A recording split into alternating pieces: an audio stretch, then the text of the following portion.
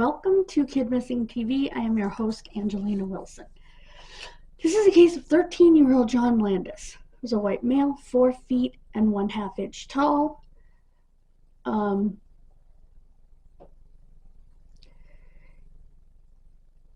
He vanished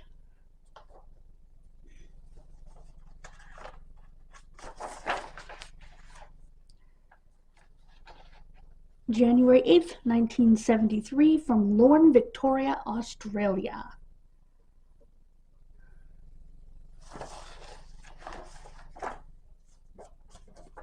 What I would like to know is why his birth date is circa 1960. Okay, anyway. He ran away from a campsite.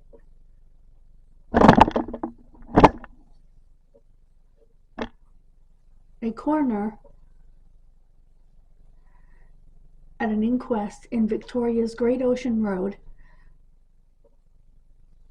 say he either perished in the bush or was murdered. Duh! It was up to you to tell us which. Police thought he may have been killed by someone who enjoys the company of children in an illicit manner. We'll just say that. Starts with a P and ends with an E. But the coroner could not determine where, when, or how he may have died. And of course, the family was disappointed in this ridiculous finding.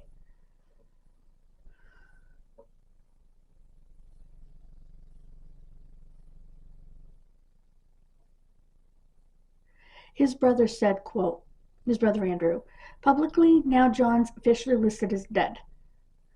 We've still got belief that and hope that perhaps he's out there somewhere, but we're realistic also, and it's 30 years down the track, end quote. Notorious abuser of children in a way I can't speak of, Reginald Isaacs is the prime suspect. It's now been more than 40 years.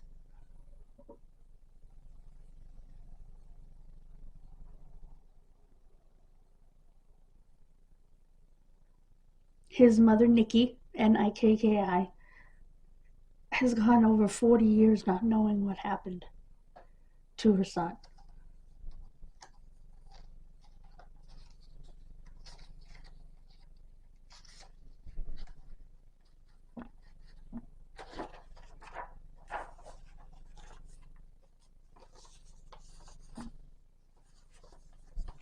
Oh, he was mad that day because his father and some of the others went rabbit shooting without him.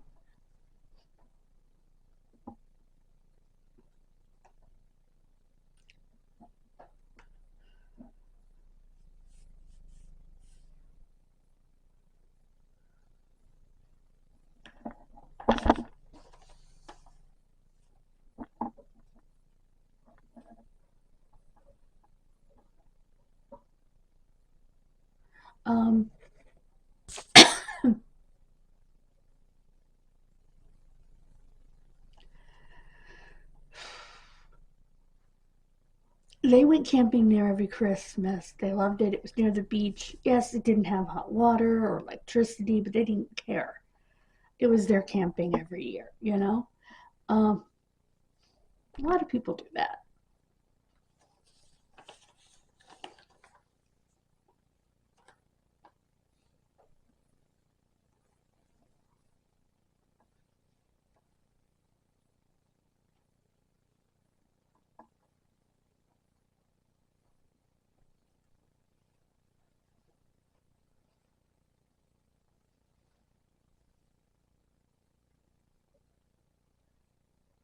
His mother said when he found out he had been left behind because he came back late from playing with a friend in another tent, he was crying and his face changed color, she recalled.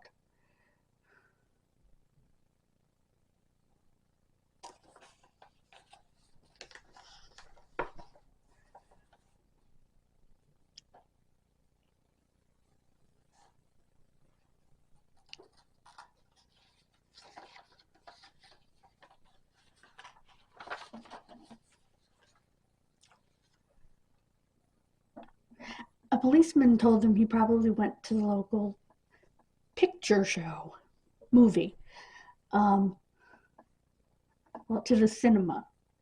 But she knew he didn't have money to buy a ticket. And the policeman said, quote, if he's old enough to go, he's old enough to come back. Anyway,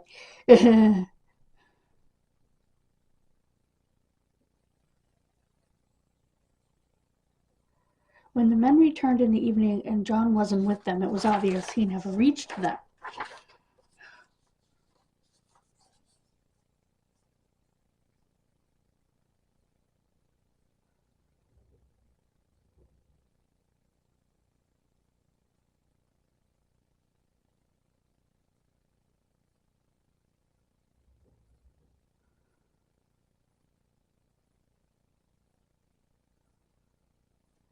And his father, Kyriakos, chased every rumor and hoax call.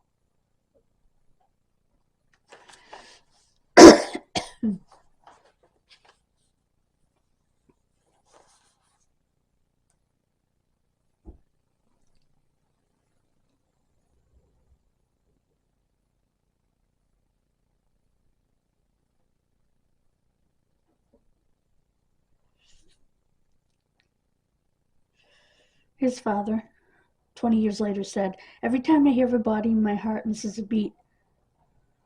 End quote. And his brother and sister grew up in the shadow of his disappearance.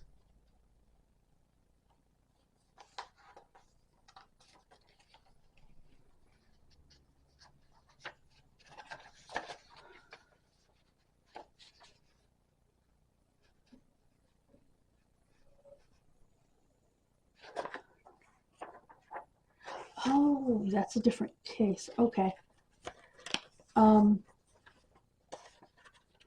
There's another case, or a couple of cases that might be connected. Okay.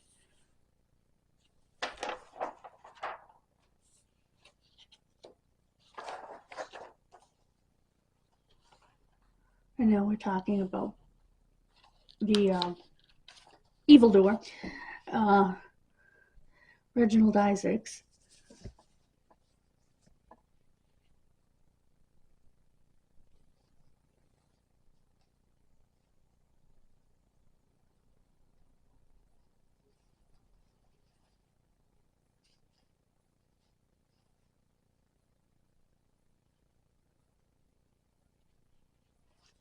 His first arrest was of the suspect, Reginald Isaacs, was in 1952 for doing an unspeakable thing to a little boy,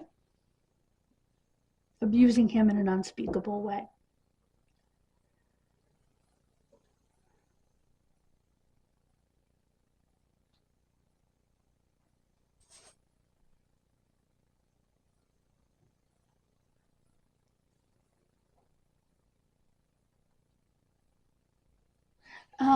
The coroner's Dr. Heather Spooner.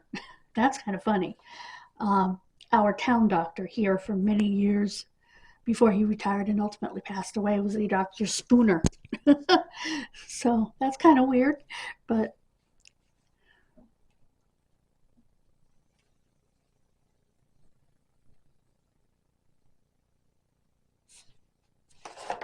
the magistrate, when the family went for compensation at the urging of the police, burst into tears.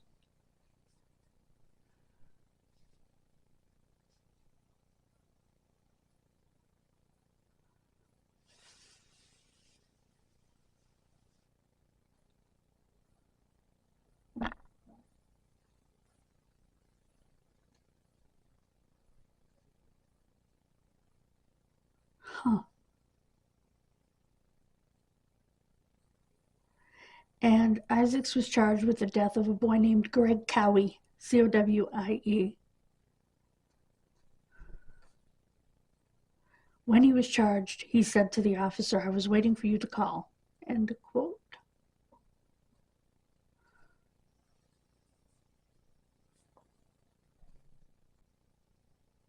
His brother even believed he buried that little boy somewhere on their property.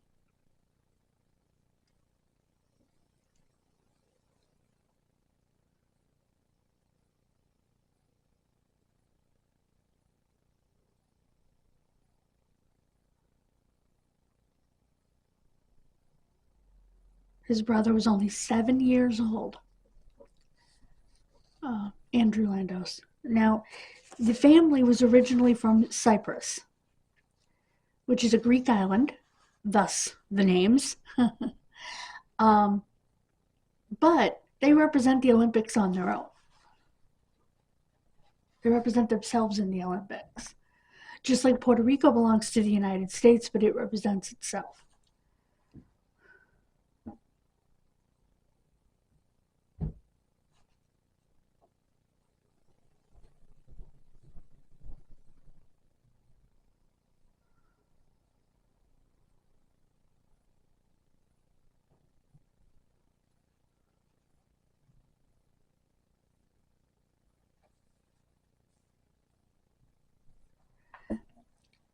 Andrew's son, named John, after his uncle, joined the family business and recently won an award as Australian and New Zealand Apprentice of the Year.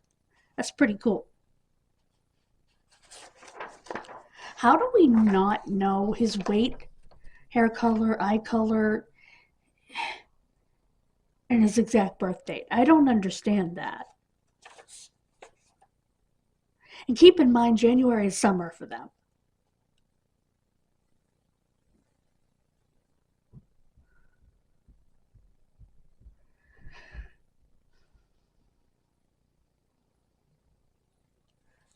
He was seen walking along a road near the area where his father was shooting. The last confirmed sighting of John was later in the day on January 8th. He was walking along Dean's Marsh Road wearing a red short-sleeved shirt, brown corduroy pants, and white sand shoes. I don't know what that means. Is that sandals or another kind of shoes? None of his clothing or personal items have ever been found. Also, police are interested in speaking to anyone who may have seen a 1966 gray Ford utility truck in the Lorne area at the time of John's disappearance. I'm going to give you the phone number, but keep in mind, it's going to sound a little bit different.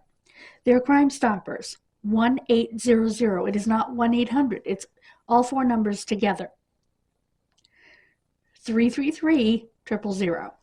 It's just like the UK. They do 4 digits, 3 digits, 3 digits. Instead of the way we do it, 1 digit, 3 digits, 3 digits, 4 digits. If that makes sense. And again, 1800-000-634 is the National Missing Persons Coordination Center, or missing at afp.gov.au. So I just find it weird that they don't have an exact birth date, hair color, eye color. Which means there will not be a poster for this one. So,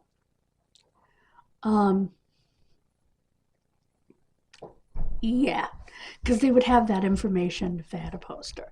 I mean, he's Greek, so I would say he probably has darker Mediterranean colored skin, probably brown eyes, and dark hair.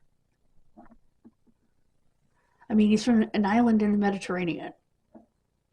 A Greek island in the Mediterranean. So yeah, I think it's safe to say that that's what he looks like. But we don't know what his mother looks like. She could have been lighter. We don't know. What I'm saying is the basics.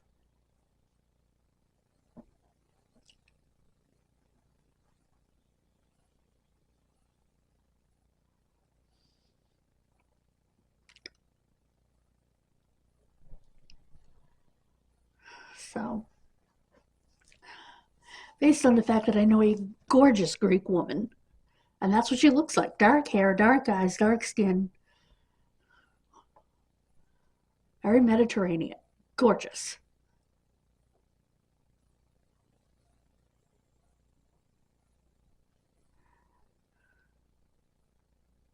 But she could have got her mother's side and got the lighter skin. So, again, I am not sure.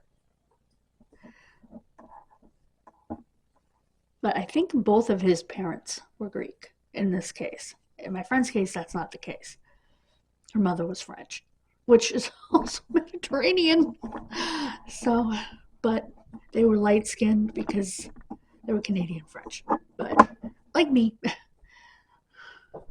although my Canadian French family, the further back you go, the darker they get. I get my paleness from my Irish side. It's one thing that my dad and I did not get from my grandmother was her skin tone. She was darker.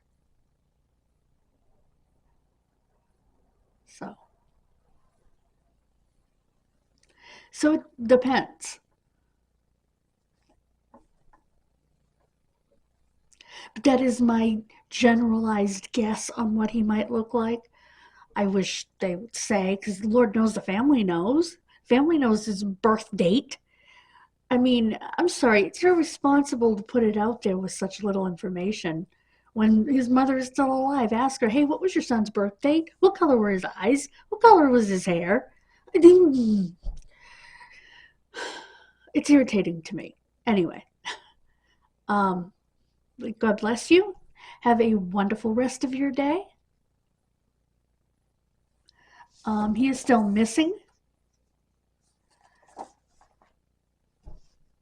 When I saw Coroner's Inquest, I thought they had found his remains, but they never have. Still searching. I cannot imagine. It was 1973. That was 50.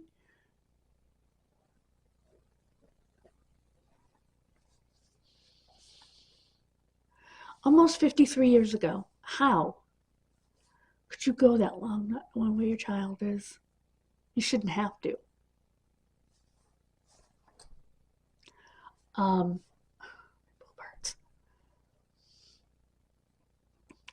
So,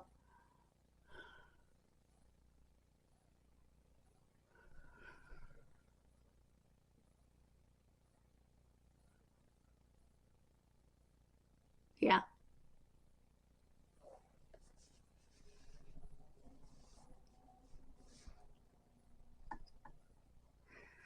So, if you're in Australia, keep your eyes and ears open. You never know when someone's going to slip up. But apparently, the suspect is dead.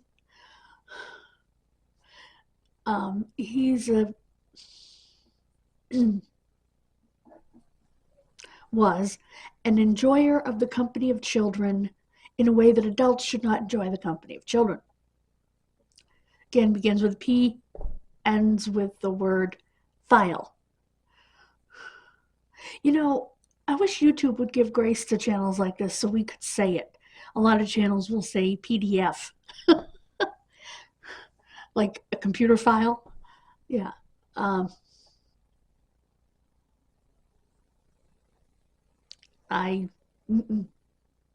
Nope. Either I'm going to say the word or I'm going to give you the definition of the word, which is someone who enjoys the inappropriate company of underage children.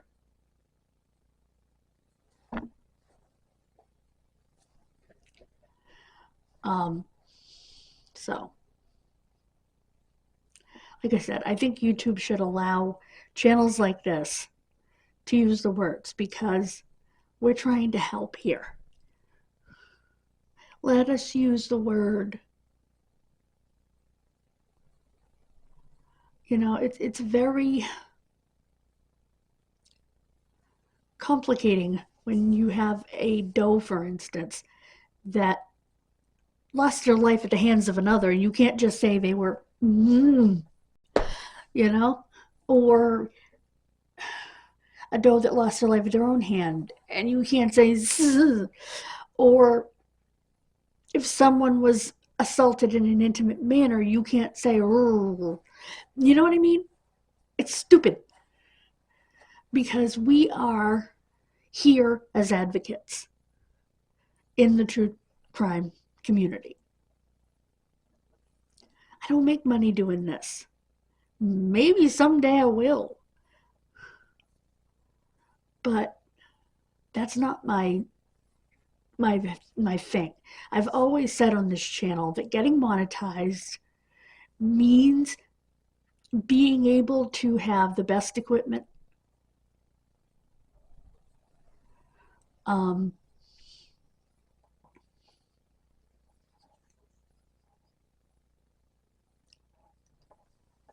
um,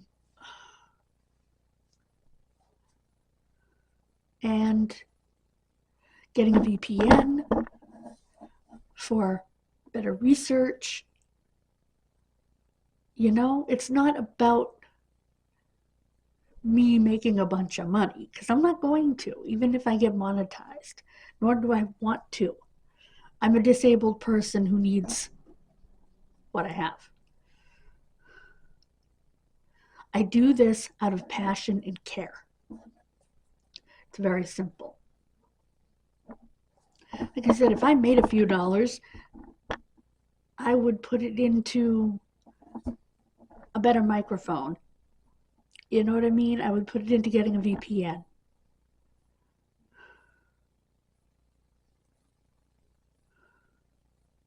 Because I would take that money and pay my credit card bill, you know, a chunk of my credit card bill, along with what I already pay every month, pay extra, and that way I could get the things that I need. So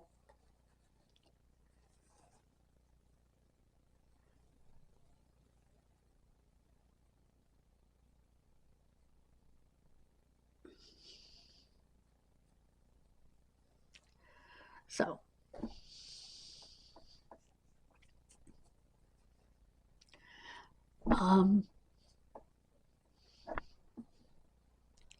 I'm almost at a point where I can go live. I do need 3 shorts. Still working out the kinks on that. But so as long as you guys keep subscribing, you know, stay subscribed, and those who aren't subscribed, subscribe, we can get there. We're at 517, I believe. I want to get to 750 by July 4th. So please consider hitting that subscribe button. Thank you so much for joining me. I know this was a long one. We had a lot to go over. God bless you, and I will see you Wednesday. Bye, guys.